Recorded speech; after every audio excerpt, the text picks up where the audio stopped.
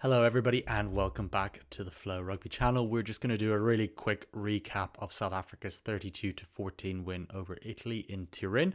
A match, once again, that was perhaps marred a bit by a red card. That was going to be a big talking point again this week, so we just wanted to get out ahead of that and obviously look at the match as a whole. So, focusing on the red card for Franco Mostert, I guess to be open and honest about this, it didn't really feel like it should have been a permanent red card, in my opinion.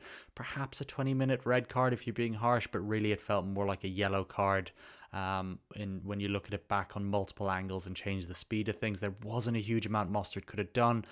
And it didn't actually look like head contact. It actually looks very much like shoulder on shoulder. Starting with the obvious sort of mitigation that you would have expected the match officials to go through was that Ethan Hooker had made the first point of contact, which meant Paolo Garbisi had already fallen a significant amount. You then look at Mostert's body position. He's hinged at the hips. He's in a right position to make a tackle. The one area that you can see that there is an issue is that it looks like his shoulder is tucked, as it was with Lou Diaga on Thomas Ramos, which then obviously kind of puts the match officials in a tricky position for mitigation. I guess on the whole, what's quite disappointing with this is that it again feels like another point where the TMO might be overstepping their mark, and that really felt like the case in the match for both sides, not just South Africa. At points, this match had the momentum completely drained by the television match official coming back for incidents that just simply were not incidents.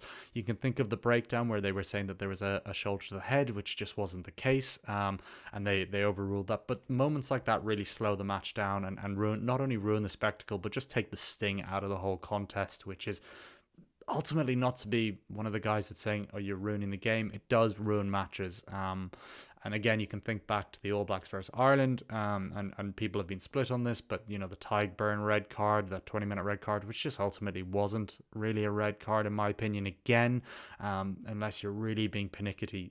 Referees seem to have lost the ability across the board to kind of referee what you would call a rugby incident. Now, there are some exceptions. I thought Angus Gardner's been very good so far, but you would like to allow referees to have a little bit more power to go, look, this happened because of this, rather than the TMOs slowing everything down, looking at every angle.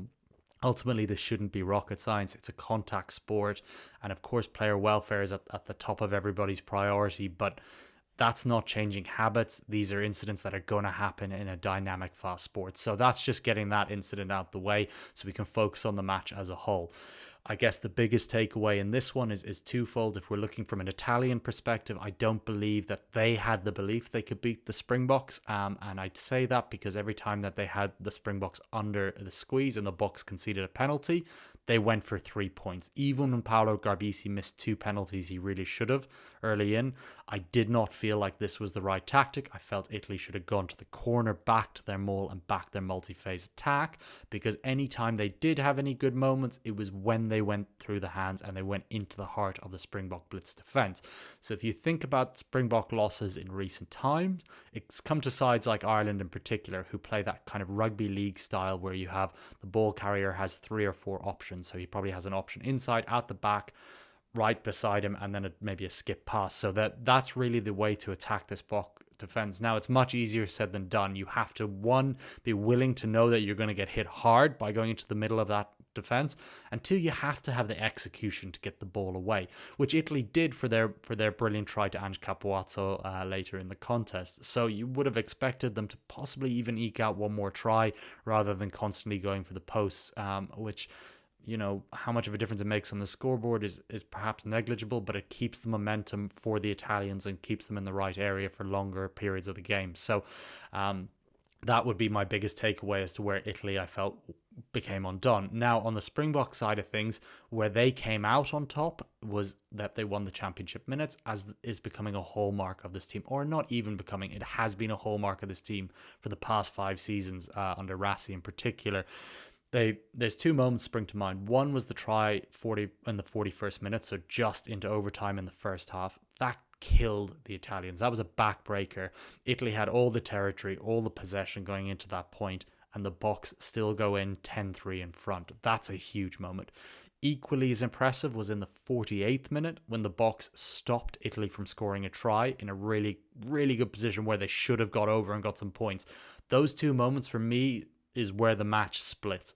From there, South Africa took full control of the contest, and it really never felt in doubt from my perspective. Everything positive Italy did, South Africa just responded much easier. So Italy had to work really, really hard to get those 3-pointers through Garbisi, which again doubles into the point of why not try and go for the jugular and get those tries, because there were opportunities there. You're 2 players up at a point and 1 player up at a point. There should be space. And 2, it's a case of that confidence of knowing that when they have to turn it on, the Springboks do. Esterhuizen made huge yards when he came on, which was, again, just highlights how incredibly intelligent the Springbok coaching staff are coming into this one.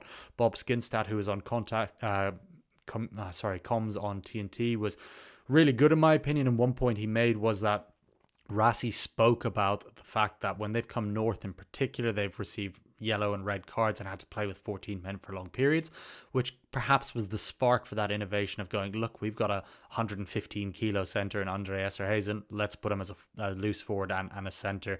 And it's twofold win, right? When they want to have an 8-man scrum, if they feel they need it, they can do it. And if they feel like they need another option in the back line, they can do it. And they don't lose anything. So it's almost like a cheat code that Rassie has unearthed in terms of getting around cards, which is just a masterstroke. And you do wonder how many other teams are going to start following that. If you think about across the board, each team probably does have athletes that could do that. So it'll be interesting to see how that goes. The second point for the Springboks is the aerial game is obviously very strong, especially with Handré Pollard there. But actually they still look better even with ball in hand, even with Handré pulling the strings.